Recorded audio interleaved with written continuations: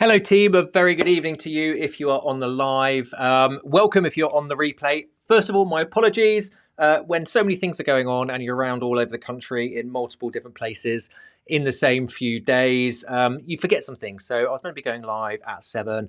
I thought it was 7:30. We'll compromise and we'll say it's 7:15. We'll go live today. Welcome to the live stream. Today we are covering 3 things. Okay, we're covering 3 pieces of data. We're going to look at the lagging indicators, which is the UK HPI, see what's been going on with the official data. We're going to look at a leading indicator, which is some of the data that's come out of Rightmove in the last week.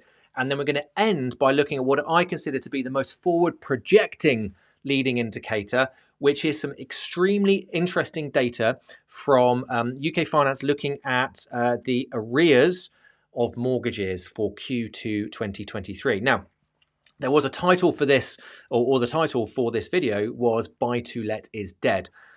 There's some data which I think is absolutely fascinating and is a major indicator of where certainly traditional buy to let is going right now, how we're starting to see this very slow momentum go into what is quite a big turnaround in the industry. And I'm going to share that data with you. We're going to talk it through. So first of all, if you can see me and hear me, please give me a thumbs up. Please find the comments, type something into the comments as we go through the video.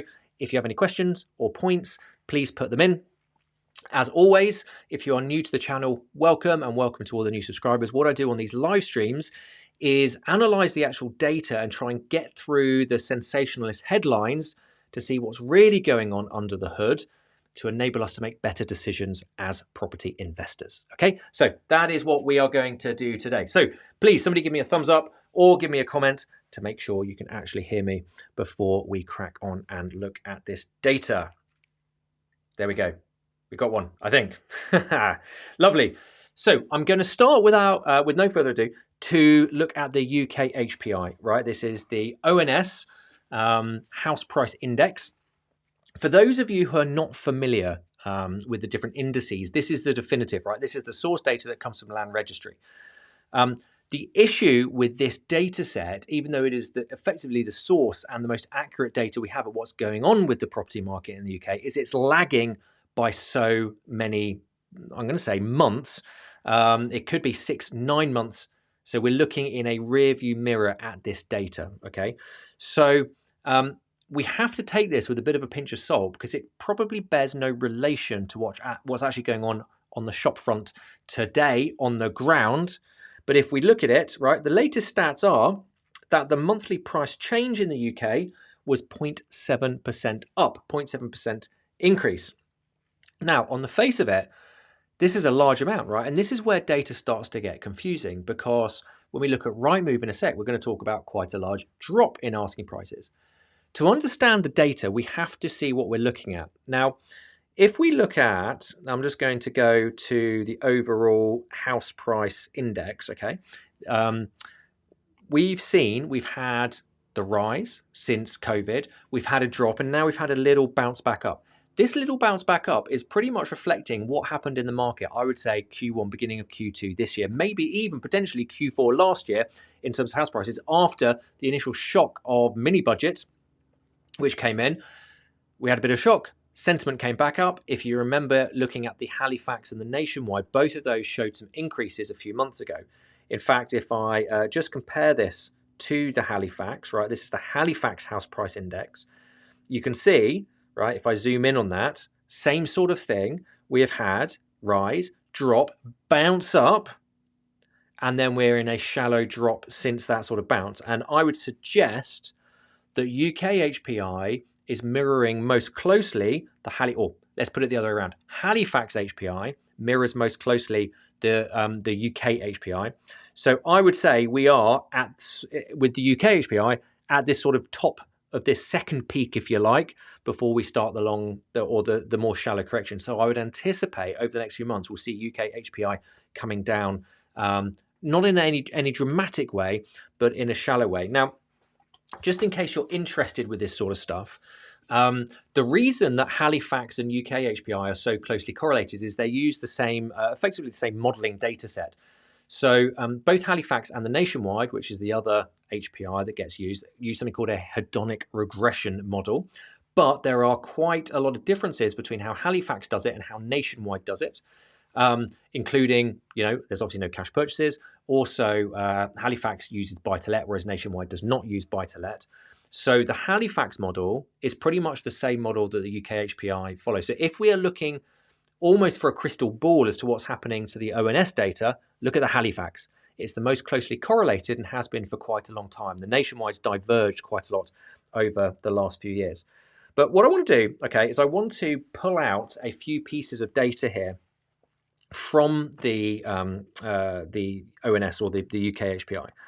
And if I come down here, right, yes, price change is fine. We're expecting price changes carry on going up. We're still slightly positive in a year-on-year price change. I just want to pull out something here. Sorry, let me just find it. Well, first of all, I want to look at the monthly price changes, because I think this is interesting seeing what's going on right now to the regional, because when we're looking at any market, we have to understand we're not just looking at the UK market as a whole, we're looking at different regions. And when we look at the regional, pretty much everything has gone up in this data set other than the Southwest. But very strongly, you can see the main heat areas on this little uptick are in the Northeast. And when we look at what's going on a macro level with affordability, with the cost of living, inevitably we are seeing people in more expensive areas and with more expensive houses now. And I think it's a very clear trend that's coming out, which shows people in those expensive areas and those expensive houses are the ones who are struggling most with the interest rate rises and therefore looking to downsize, maybe even geographically relocate to get more value for money. So right now, looking at this data, Northeast is the strongest performing out of anywhere in that sort of England, Wales, Northern Ireland data set. That's not what I wanted to pull out, actually. The thing that I wanted to pull out was this sales volume, because when we're looking at data, we need to really dive in and understand what's going on. Now, there's something interesting here that talks about sales volume data by property status. And transactions, I'm just going to read this out to you. Transactions involving the creation of a new register, such as new builds, are more complex and require more time to process, right? And then if we come down here, we've got, I'm trying to find it. Basically, team, what it's saying, I can't find it, I should have ring-fenced it, is that they've changed the methodology about how they register new build sales. And I believe this is creating a skew in the data to new builds. Now, what it says is because of the way new builds are entered onto the register, there's a lot longer time lag for new build sales to be registered. And so therefore, by default, there could be variations on this data set in the future. But we're potentially seeing, and I say this potentially, I've got no real concrete evidence as to whether this is correct or not. But if you remember, Help to Buy ended end of last year for registrations, but Help to Buy transactions had to be completed by, I believe it was the end of this financial year, or last financial year, so the end of March this year. Now, is it possible that this rush of last minute Help to Buy purchases is still being captured in these data sets because of the length of time it takes them to register at Land Registry? And if I come down here, okay, right, and we look at the changes for new build and existing resold property, just look at that line. New build property annual change is 19.3% in the positive right now. 19.3%. Monthly change 1.1%, annual change 19.3%. That must be skewing the data, right? There must be a skew in the data somewhere because of that change in methodology. They've even said, and I'll try and find that image and post it in the community afterwards, that they've excluded some of the recent new build transactions as they're changing the model. So when we look at these overall figures, how much is being skewed? I don't have an answer to it, by the way. I've not dived into all the table. I don't have time to dive into all the data tables and look at every single transaction, see how many are new builds, see how many are resold. But that, to me, annual change for new build, 19.3%, seems like a clear skew of some form of data. What do you think of that? Anybody seeing new build at the moment? I think it does make sense to me if we follow this through.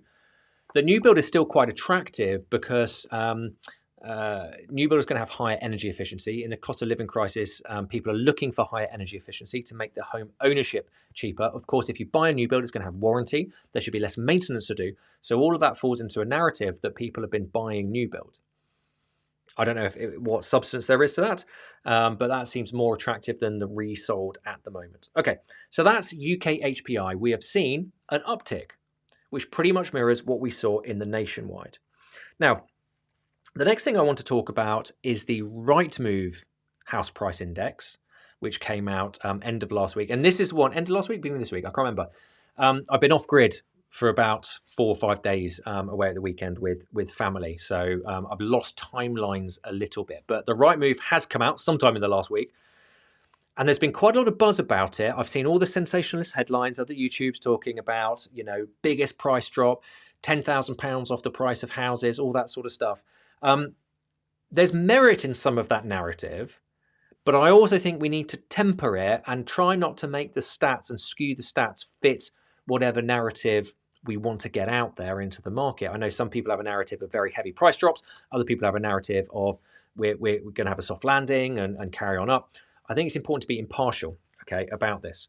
So we need to compare year on year, like for like, and again, dive into the data. So let's have a look at Rightmove, where they talk about a 1.9% summer price drop, okay? So to clarify how Rightmove works, Rightmove is not a hedonic regression model like the other HPIs. Rightmove HPI is purely based on the new listings. It's the average of the new listings that Rightmove puts on its platform. So it's an extremely different methodology. It does not capture everything on the platform. It does not capture all the price drops that people have on the platform. It's literally a new listings. So with new listings, we've seen a huge drop. Now, previously, I've talked about the fact that Rightmove is disconnected from the other from the UK HPI. Because it's an average, if people are selling more expensive houses, then that will naturally rise the selling price, or the selling price will be artificially inflated if loads of expensive houses come onto the market. So we also have to use that logic both ways and go, right, we could now not be having those expensive houses on the market. Maybe they're now on the market, or maybe people are not actually placing their properties on the market in the first place. Or it could just be that sellers are now getting more realistic, right? And they're trying to cut their prices to get sales. Maybe we're now seeing people become realistic about it, right? And we are seeing price drops. But we have the average new seller asking price fall by 7,000, 1.9%. That is significant. Again, just to temper, the average drop for August is 0.9. So we're in the latter half of the summer holidays. People are away. Sellers are having to work harder to get interest. If people have to sell now, they have to drop prices. And that is a historic trend in August. So we're seeing about double that, but we would expect to see this big dip in August. Now, there's some interesting data that comes out of this as a forward-looking indicator. The first are the number of sales being agreed now is 15% lower than the normal 2019. Okay. And we're also not seeing any sort of glut of supply come through yet, which again solidifies that narrative I was talking about last week, that the whole market just seems to be pausing at the moment. There seems to be a bit of a crunch. Transactions are down, volume is down, new listings are down. Okay, and everybody, I think, is just pausing and looking. So the only people sort of listing right now, people who have to sell, they've got more motivation. So therefore, by default, they will be coming in at a more realistic price point. If we have a look at the regional trends graph, okay. By the way, this is really interesting, because if we look at regional trends, whenever people put data out, we have to understand what their agenda is. Rightmove is a SaaS platform. What SaaS platform? It's a SaaS platform. It's a portal that is selling properties. Rightmove makes its money from agents who pay subscription to list properties. If agents aren't listing properties, they're not going to be paying a subscription. Rightmove's going to lose money, right? So Rightmove has an agenda to stimulate the housing market to get more sales transactions going on. When you look at this graph, I think it's interesting because you wouldn't, on the face of it, look at this chart and go, every area apart from one has had a reduction in its average sales listing its average listing price, because they go light blue for negative and this sort of darker or teal for positive. So you look at that and go, oh, everything's sort of fine. Whereas actually, right, everything other than the Northeast here is in a negative for month on month. And then again, the Northeast is the only place that's registering an increase in average listing price. So this carries on the narrative that the Northeast is actually performing very strongly in terms of house prices right now, whereas the rest of the country is struggling. Again, does this support the narrative that we're seeing people hunting for value, hunting for cheaper properties, relocating from different areas into different geographical areas to get more affordability and stretch their money further, because there's still people buying, right? So it's not like we've got mass unemployment. It's not like we've got massive property crashes. It's a case of people having a gradual readjustment to this cost of living crisis. We can still call it cost of living crisis, but this higher interest rate environment. So are we seeing a fundamental sort of reorder of the norm? So I think that's quite interesting to see. But the rest of the country, other than the UK, has seen month-on-month drops in its listing price. Let's have a look at price and activity trends. Looking at this graph, asking the average asking price trend, we saw it come down post mini budget. Then we saw it come up when effectively, I think people thought the interest rate shock was over and interest rates were trending down. We're now seeing a double top and it coming back down again. I'm just wondering, in terms of a charting pattern, if we're getting a double top here, and now we've hit the double top, it's been rejected a second time, we're now going to go down significantly from here. I don't know, but as a trader, I'd imagine there's some traders out there, which I'm not, who might talk about double top patterns. I don't know if that works in the property world or not. I might be talking complete rubbish, but it looks like a bit of a double top with it coming down again. And I think people are starting to come to the conclusion, even though we've seen a small reduction in interest rates since the inflation data has improved, we're still looking at a significant change in the interest rate environment for a significant amount of time, I would suggest, right? And that's going to filter in. Again, if we look at this 5-year asking price trend, I think we can actually see that kind of more clearly. What looks like a double top. We're seeing average stock per agent start to increase. They're actually the highest average stock per agent now for the last 12 months. Okay, so that shows a very slight increase in supply, but nothing dramatic. It's not like we're going up to 70, 80 an agent. Interestingly, the average time to secure a buyer is pretty much the same as it's been for the last 6 months. Not a massive change. So again, post mini budget, we saw that spike up of average time to secure a buyer. It's come down, it's stayed level. We're going to keep an eye on these. These are leading indicators, by the way, not the most leading indicator that we're going to look at in a bit, but interesting data nonetheless. And then the last thing I want to have a look at is affordability trends, okay? Because this is still showing, right, first-time buyers, how tough it is to get on the market right now. And how much it costs because of the change of interest rates on mortgages for first-time buyers to get on the market. However, we're still seeing a lot of first-time buyers come on to escape that rental trap, because if we look at this yellow line down here, we can see, and we've had a little flattening off up here, but those rental values continue to march on. And as an investor, that's an interesting point for me that, I feel those yields are improving on property, because we are seeing, if we look at this graph here, ability, so this is effectively affordability. Property is now becoming more affordable because we are effectively stagnant market with strong wage growth. If you look at it in inflation adjusted terms, we're in quite a big downturn. But in sort of nominal terms, strong wage growth, stagnant market means by definition, property is becoming more affordable for people. And because the rental values continue to go on, it's actually increasing that ratio of rental yield to property price. Okay, so it's becoming more attractive again for investors, which I think is interesting. Shane, I can see you put a question on. I'll get back to your question in a bit, if that's all right, because just to summarize that Rightmove report, you've got to look through the language. They try and paint a very positive spin on it, that say, even though it's been the biggest drop in terms of, percentage drop month on month for a very long time, they still try to spin it, go, oh, but that's great, because actually house prices are getting a bit more affordable. Like, this is fantastic for everybody. Remember the agenda, look through the data, right? We're seeing the same pattern going on. In fact, sorry, there was one thing I think I didn't show you on that, which was, again, let me just find it quickly, team. I think it's down here. Yeah, let me get back to that. If we look at national average asking price by market sector, right, we can see down here, top of the ladder properties are the ones that have had a huge monthly change. So top of the ladder, minus 3.4% month on month. I think that's significant. And I think what it's showing is people who have overstretched themselves. And I do feel post-COVID, with all the money sloshing around, lots of people, especially, bounce back loans, CBILS, business owners getting support, everybody getting lots of access to cheap debt. A lot of people have overstretched themselves, bought properties that are more than they would have been able to afford normally. And now that we're seeing this interest rate environment fundamentally change, a lot of people are suffering, okay? And it's that end of the market that is really falling out right now. So make that what you will in terms of where the opportunity is, but top end of the market really falling out. And again, just anecdotally, just to talk to you about my area, we're in an area with sort of £1.5 to £2 million properties. Every day seeing more for sale signs come up.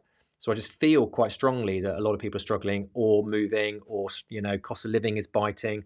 And don't forget, right, we're still only just halfway through the model of the amount of people who are on sub 2% interest rate debt.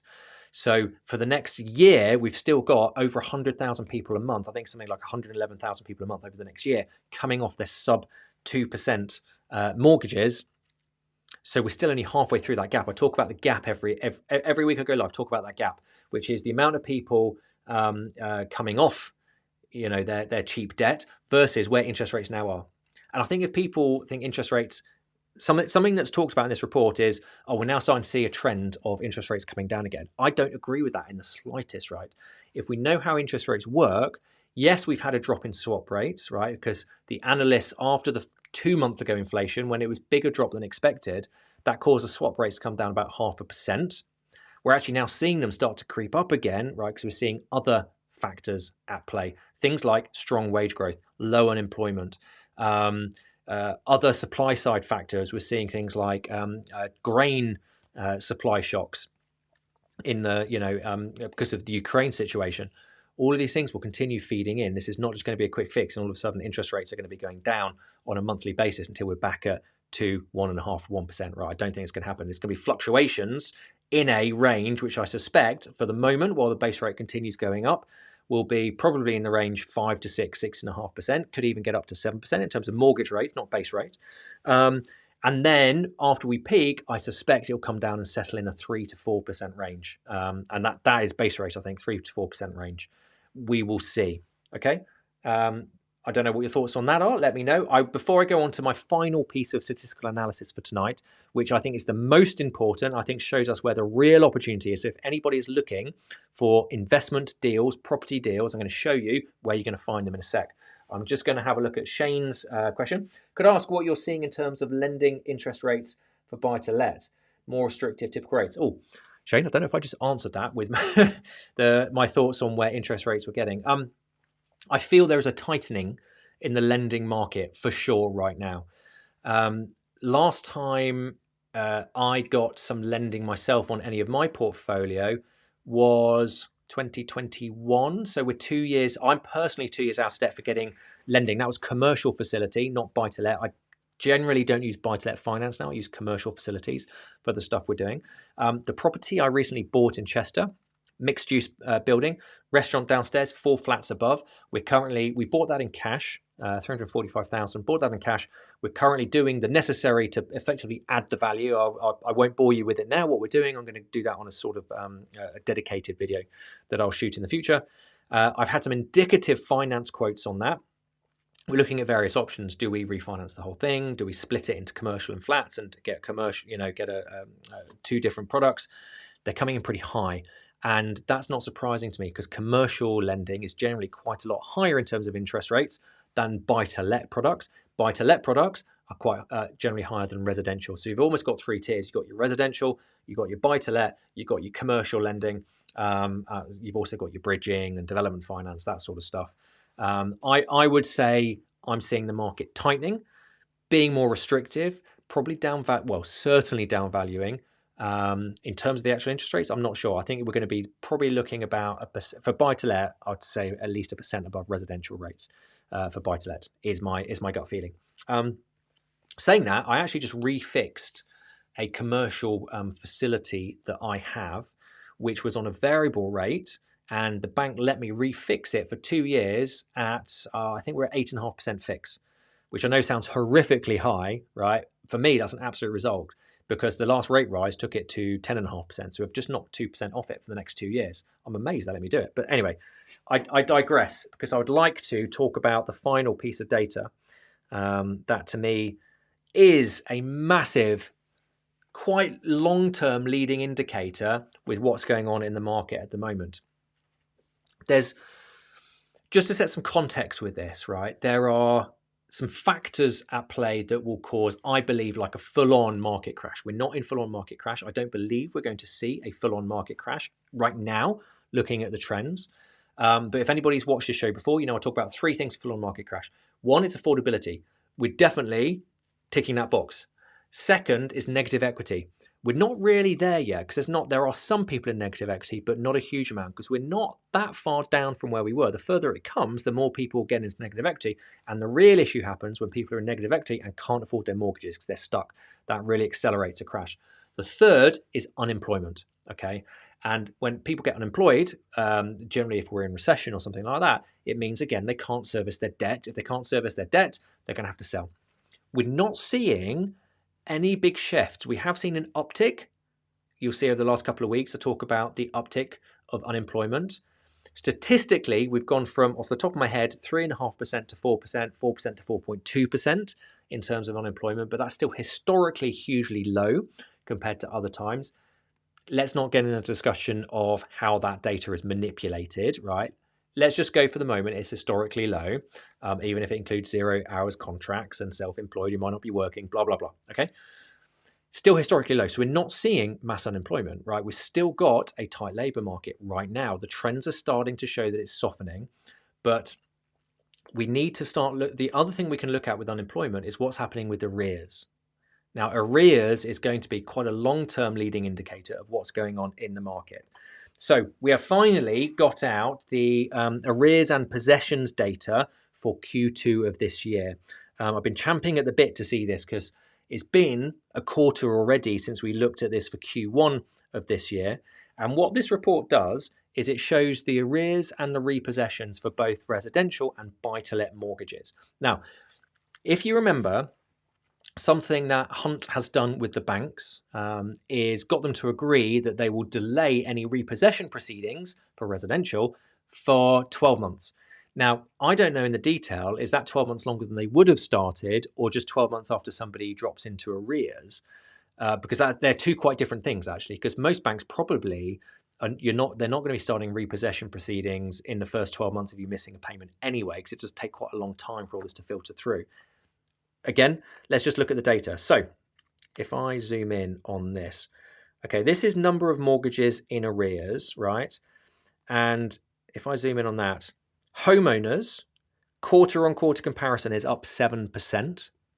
I think that's a pretty decent amount. And by the way, so this is just something that qualifies to go into this data set, right, is when the arrears represent over 2.5% of the outstanding balance. So it's not the first time somebody misses a payment. I worked out, if you've got a full 75% loan-to-value mortgage, it would take 5.2 months of missed payments to get into this 2.5% of the total loan value, 5.2 months. So obviously, if your mortgage is less, it's going to take longer than that. But let's just go with 5 months, right? So people aren't even going to be dropping into this data set until they've missed 5 months worth of payments, okay? So they're already in pretty decent arrears. So this data set, homeowners, 7% quarter on quarter, 9% year on year. So you can see how much that has ticked up in the last quarter for homeowners. But let's just look at this, buy to let, right? Quarter on quarter, 28% increase, and year on year, 59% increase.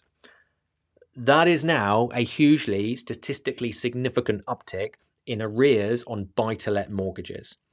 Again, if we break that down, I'm kind of, look, let's go over the homeowner. I will go over the homeowner. If we look at the graphs, we can see, right, so this teal part, if you look on the left-hand side, let me just bring it up. In fact, I'll leave the buy-to-let at the bottom. The teal graph is the arrears of 2.5% to 5%. You can see a noticeable dip over sort of post-pandemic where people basically didn't have to pay their mortgage anyway, right? They got exemptions for it. And now it's coming back up quite quickly. So those in the 2.5 to 5% of balance are now hitting 12% quarter on quarter and 23% year on year for residential. I would say that's significant. But if we go up and look at the next graph, right, I'll put it in the middle, which is the buy to let. In fact, let's just zoom in on that one so you can see it. Look at that teal graph. Okay, look at that teal line. That is buy to let in 2.5 to 5% arrears brackets. That is a very, very undeniable trend. And if we look at the quarter on quarter, that's 41% increase and 126% year on year of landlords now in 2.5% to 5% arrears, right? So it's over doubled in the last year. And this is Q2, so we're already halfway into Q3. Interest rates are still going up. More people are coming off fixed rate debt. Let's just chart this one out, right? What's your thoughts? By the way, so that's just that's the 2.5 to 5% balance, right? We've got 33% increase year on year for the 5 to 7.5%, 35% year on year to the 7.5 to 10%. Interestingly, there's 4%, 7%, 4% increase on the balance over 10%. The reason the 10% of balance doesn't go up too much is people either sell or get repossessed at some point. So yeah, what's your thoughts on that data set? 126% year on year for landlords in the 2.5 to 5% balance. So we have to understand where that puts us or where the opportunity is. And it's the reason I titled this this particular live, The Death of Buy to Let. Because I truly do believe whatever, the noise out there, the people with their own agendas out there that talk about, I saw a thread on a Facebook group today talking about people moaning about 5% interest rate on the mortgage, but paying 20% on car finance or store cars or something like that. Almost making light of the fact that a jump from 0.1% base rate to 5.2% base rate is not going to have major ramifications. And the whole argument of, look, 5% is still historically low, or 5% is a third of what it was, late 80s, early 90s, to me is a naive argument, because people have leveraged way more at lower interest rates than they should have done. There's been a property training industry that for 15 years has preached, keep refinancing and leveraging more as your property value goes up. Refinance, pull out the additional equity because you're not going to pay any tax on it. This is all correct, by the way, right? But that sort of narrative of refinance, leverage is fine until the music stops. And the music has now stopped, right? And a lot of people, I feel, in the buy-to-let sector have over-leveraged. They've now got mortgages where the interest, and don't forget, we've got lots of other factors here. We've got Section 24. We've got even things like minimum energy efficiency standards coming in. The whole sector has changed. We've seen a lot of people who their rent roll from their buy-to-lets does not cover the interest now that their mortgages have gone from 2% to 8%, for example. I'm just plucking figures out in terms of buy-to-let mortgages or commercial products, right? So that ratio of leverageability, right, in terms of value, how much they're physically paying in interest rates or mortgages compared to the rent roll, is wiping out a lot of people. A lot of landlords are really struggling. So where's the opportunity? Number one, there's a lot of landlords just de facto now and exiting the market because they're seeing all of this, right? And they're saying to themselves, I don't want any part of this anymore, right? The serviceability doesn't work. The cash flow doesn't work. I'm not getting any cash flow anymore. Any cash flow I'm getting is taxed to destruction because they're doing it in personal names. They might have been doing it 15, 20 years. The opportunity is, where can we add cash flow, right? So how can we build portfolios which are more sensibly leveraged? And I've been teaching in the property world for 10 years, and I've always said that I feel the sweet spot for leverage is 60 to 65% of your overall portfolio. That doesn't mean you might have some properties more highly leveraged with others less lowly leveraged, but I've never ever in 15 years of being a landlord refinanced a second time any of my properties, because I want to keep that ratio of 60 to 65% loan to value on my whole portfolio. Funny old thing, portfolio is now doing extremely well, but where is the opportunity to add value? But where's the opportunity to add cash flow? How do we get higher returns? So how can we take a normal single let, maybe turn it into an HMO? Can we turn it into an Airbnb? Can we short-term let it? Can we turn it into higher density units? right? So we have an exodus of potentially baby boomer landlords who have had enough and are selling portfolios in methods that can be structured correctly if you purchase them with various structure mechanisms, right? Or just properties that we can take, add that cash flow with various strategies, right? So we can service the debt in a high interest rate environment and still add the value, right? And create a very substantial property portfolio that's cash flowing nicely. That to me is where the opportunity is. That's over the last 40 years, there's been a wealth transfer from the young to the old. Okay. The video I put out this week demonstrates how with passive asset gains, i.e. buying things like property and it just appreciating in value because of the global trend of dropping interest rates for the last 40 years, increase in asset prices means when somebody eventually comes to sell, it's much, it's way inflated. Selling it to somebody younger who needs it, they're going to be paying a premium. That's the wealth transfer from the young, giving wealth to the elderly. I say elderly, it doesn't have to be elderly, just younger to older, right? Creates this wealth gap. We're now potentially seeing that reverse. So we're now, certainly in the buy-to-let sector or the investment sector, we're seeing a lot of people exiting more cheaply, right? There are some fantastic deals to be out there right now from exiting landlords who want out, who have had capital appreciation so they can afford a lower selling price and still make a profit on it. But that is creating almost that reverse now that we've got the wealth transfer going from those exiting to people who are accumulating in this phase. So I think that's extremely telling, that particular data set of showing those arrears. It just shows that people are starting to struggle. This is something I'm going to be keeping my eyes on for a lot because I still feel right now where the opportunity is in that exiting landlord part of the market where we can fix the problems as ever. We make value as an investor, as a developer, as an entrepreneur, business owner by adding value or fixing problems that other people don't want to. Okay, that's what we do. Whew. Over to you, team. What do you think of that? Any thoughts on that arrears data? Anything surprise you on that? By the way, this is such a leading indicator. These are things that are probably going to start, manifesting in reality end of this year, beginning of next year. We spoke in my private client group earlier, very briefly about what's going on, that Rightmove report and the big slash in house prices or listing prices. And how the feeling is that's now after what was potentially that double top of sentiment, right? Following, the little bounce we've had in the spring. By the way, we're now traditionally going into the more challenging part of the year for property prices. Starting to see that acceleration of a correction. I've always said since last spring, so spring 2022, I've always thought the max pain is going to be winter 23 into 24. So effectively this December, January, February into 24, it's going to be max pain. I think that might be longer. I think it might be pushed out a bit now. So I think we're really going to see any sort of major correction happen back end of this year, first half of next year.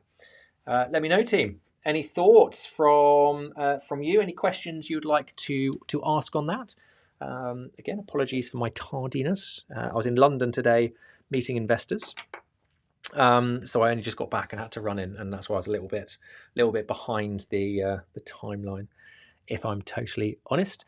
Also, by the way, just completely off tangent, I had a fantastic conversation with the next client today who is brokering deals in the build to let sector.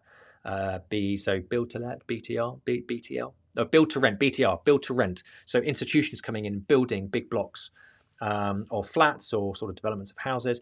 I think that's a fascinating thing to look into in terms of where that's going to take us direction-wise with the private rental sector when private landlords are now having to compete with institutions with billions of funds under management that can come in and make this very different standard of property. So I actually feel we're at an inflection point in the buy-to-let market.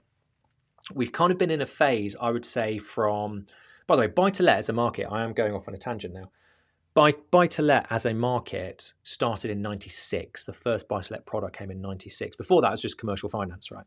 So as an industry, started in 96. Didn't really take off that much until sort of 2000. Then 2000, in that boom, sort of 2000, 2007 and 8, got massive, obviously pulled back a little bit in the financial crisis. And then as, obviously exploded. So we've kind of seen that 20 odd year phase, I guess, of buy-to-let maturing. I feel we're now at a point where it's going to change. It's going to change because it does depend on long-term interest rates. Where do they settle? How far do they go? But potentially we're at this inflection point with the market where we're seeing a lot more regulation, a lot more taxation, change in interest rate environment, and institutions now coming in offering a different alternative to renters who, quite frankly, looking at that rent graph, I know it's great as an investor going, rents are going mental, and that's fantastic. But there will be alternatives that come in with things like build to rent, right? Where institutional investors need a much lower yield to hit their targets than a private investor does. So an institutional investor might be sitting and accepting a yield of 4.5% to 5%, whereas an private investor right now might need 10, 11, 12% gross yield as an example. So I think that's an interesting thing to keep our eyes on over the coming years, how that pans out. Let me know your thoughts on that, team. Okay. If we got no more questions, if you ever want to rewatch this and put questions on the live feed, the comments, please do that. If you're new to the channel and you enjoyed what you saw and you want to see this on a weekly basis where we dive into the data, please feel free to subscribe to the channel. I try and do this every week, as well as put out another video talking about some form of interesting property subject. Ideally, hopefully wrapped in some entertaining video for you to watch. So if there's nothing else for the evening, I will leave you to it, and I'll see you next week. Have a great one.